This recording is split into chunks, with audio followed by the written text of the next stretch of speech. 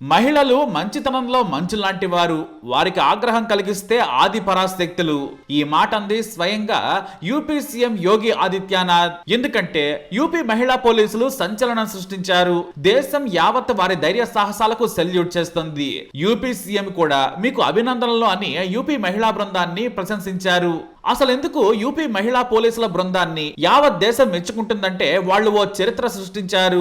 యూపీలో తుపాకీ పట్టుకున్న వాడు ఎన్కౌంటర్ లో పోవాల్సిందే.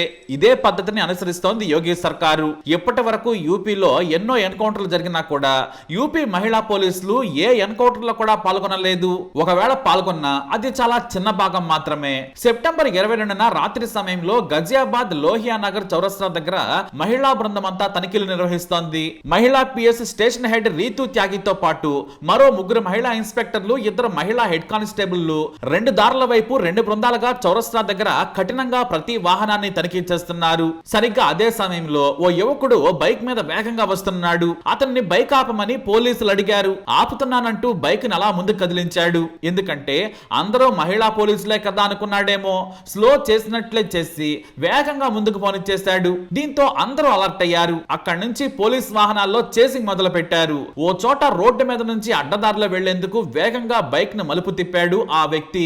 కానీ బైక్ కంట్రోల్ కాలేదు. దీంతో బైక్ స్కిడ్ అయిపోయింది. జారి పడ్డాడు. ఆ వెనకే వచ్చిన వాహనం నుంచి మహిళా పోలీసులు కిందికి దిగారు. లొంగిపోవాలని గట్టిగా వార్నింగ్ ఇచ్చారు. అయితే చీకట్లో పారిపోయేందుకు ప్రయత్నించాడు. వద్దు, ఆగమని హెచ్చరించారు మహిళా పోలీసులు. కానీ ఆ యువకుడు ఆగలేదు, వినట్లేదు కూడా. పైగా తుపాకీ తీసి కాల్పులు జరిపాడు. ఆ సమయంలో ఇన్స్పెక్టర్ రీతు కొద్దిపాట్లో త్రుటిలో తప్పించుకున్నారు. ఆ వెంటనే తేరుకొని అతన్ని కూడా కాల్చండి అని ఆమె ఆదేశాలు ఇచ్చారు. దీంతో 3 ఇన్స్పెక్టర్లు తుపాకీలు తీసి గురిపెట్టారు. లొంగిపోమ్మని ఆదేశించినా కూడా కాల్పులు జరుపుతూ పారిపోతున్నాడు ఆ యువకుడు. ఆ సమయంలోనే మరోచోట కింద పడ్డాడు. అప్పటికి కూడా తుపాకీ వదిలేయమన్నా వినలేదు. మళ్లీ లేచి పరిగెడుతూ ఉండగా మరోసారి కాల్చడంతో కాల్లోకి 2 మహిళా పోలీసులు కాల్చిన బుల్లెట్లు దూసుకుపోయాయి. అప్పటికి కానీ బుద్ధి రాలేదు వెధవకి. నన్ను చంపొద్దు మేడం, మీకు దండం పెడతానంటూ 2 చేతులు పైకెత్తాడు. నేను లొంగిపోతానని కాళ్ళ వేళ్ల పడి తుపాకీని పక్కన పడేశాడు. ఆ యువకుడిని అరెస్ట్ చేశారు ఆ మహిళా పోలీస్ టీం. అయితే అతను బైక్ కింద పడేసిన దగ్గర ఓ సంచి ఉంది. ఆ సంచిలో ఫోన్లు, ఓ టాబ్లెట్, నాటు తుపాకీ, 2 క్యాట్రిడ్జ్లు ఉన్నాయి. వాణ్ణి పట్టుకున్న వారు ఎందుకు పారిపోతున్నావురా అని అడిగే లోపే మరో మహిళా పోలీసు వచ్చి అసలు విషయం చెప్పారు. ఇక ఈ యువకుడి పేరు జితేంద్ర, వయసు 22 ఏళ్లు. ఇతని మీద అప్పటికే 4 కేసులున్నాయి. చైన్ స్నాచింగ్, బైక్ దొంగతనాలు చేస్తూ ఉంటాడు. దూరం నుంచి పోలీసులు తనిఖీ చేయడం చూశాడు. కానీ ఆడ పోలీసులే అనుకున్నాడు. వెంటనే బైక్ ని ఆపినట్టు ఆపి అలా ముందుకు పోనిచ్చేశాడు. జర్రమని జారుకున్నాడు. కానీ ఏ ఒక్క మహిళ కూడా పోనీలని చూస్తూ ఊరుకోలేదు. చేసింగ్ చేశారు. కాల్పులు జరిపాడు. అయినా వెనక్కి తగ్గలేదు. ఎదురు కాల్పులు జరిపి మరీ పట్టుకున్నారు. అంతలా తక్కువ అంచనా వేశాడు ఈ జితేంద్ర. వాస్తవానికి మామూలుగా ఉంటే బైక్ ఆపేవాడే. కానీ తన దగ్గర నాటు తుపాకీతో పాటు ఫోన్లు, టాబ్లెట్ కూడా ఉన్నాయి. పైగా బైక్ కూడా దొంగతనం చేసింది. అందుకే పారిపోయే ప్రయత్నం చేశానని చెప్పుకొచ్చాడు. దొరకకుండా ఉండేందుకు మహిళా పోలీసుల మీద కాల్పులు జరిపాడు. కానీ తమ మీదకు కాల్పులు జరపడంతో ఉగ్ర రూపంతో చీకట్లో చేసింగ్ మొదలు పెట్టిన పోలీసులు చివరకు బుల్లెట్లు దింపి మరీ దొంగను పట్టుకున్నారు. ప్రస్తుతం ఈ దొంగ బుల్లెట్ గాయాలతో ఆసుపత్రిలో చికిత్స పొందుతున్నాడు. ఈ ఘటన గురించి తెలియగానే ఉన్నతాధికారులు సీఎం యోగికి సమాచారం ఇచ్చారు. స్వయంగా వారితో మాట్లాడిన ముఖ్యమంత్రి అభినందనలు తెలియజేశారు. పోలీసింగ్ లో ఇది చారిత్రాత్మకం. మీ ధైర్యం, సమర్థత, నిబద్ధతను మరోసారి నిరూపించుకున్నారు. పోలీసింగ్ లో కొత్త అధ్యాయానికి శ్రీకారం చుట్టారంటూ మహిళా పోలీసు బృందానికి ఆదిత్యనాథ్ అభినందనలు తెలిపారు.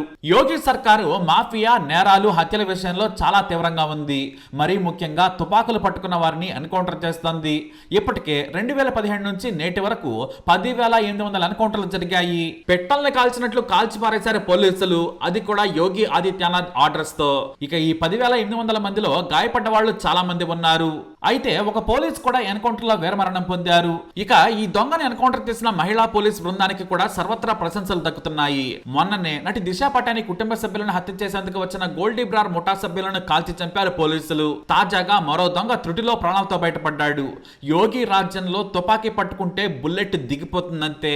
మరి యోగిపై మీరేమంటారు? మీ అభిప్రాయాన్ని కమెంట్ ద్వారా తెలియజేయండి. వీడియో అప్డేట్స్ కోసం మా ఛానల్ ఫాలో అవ్వండి. అలాగే తప్పకుండా సబ్స్క్రైబ్ చేసుకోండి.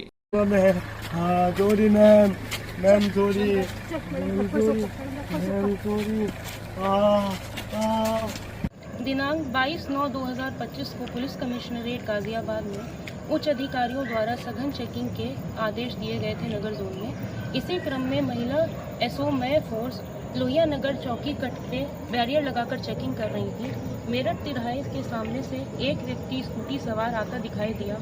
उसे चेकिंग हेतु निर्देशित किया गया कि वह रुके। रुकने के बजाय उसने अपनी स्कूटी मोड़ी और फिसल कर गिर गया। महिला पुलिस टीम को देखकर उसने जान से मारने की नीयत से इन पर फायर की। महिला पुलिस टीम द्वारा जवाबी फायर में यह घायल हुआ है। इस व्यक्ति का नाम जितेंद्र है, पुत्र नंद किशोर, निवासी सेक्टर 9 विजयनगर, जो मूलतः अलीगढ़ का निवासी है। इससे एक मोबाइल, एक टैब, एक चोरी की स्कूटी, एक तमंचा में कारतूस, एक खोखा बरामद हुआ है। इस व्यक्ति पर जनपद में विभिन्न थानों पे 8 से ज़्यादा मुकदमे दर्ज हैं। ये एक कुख्यात एचएस है। इसे इलाज हेतु सरकारी अस्पताल रवाना किया गया है। आवश्यक वैधानिक कार्रवाई की जा रही है।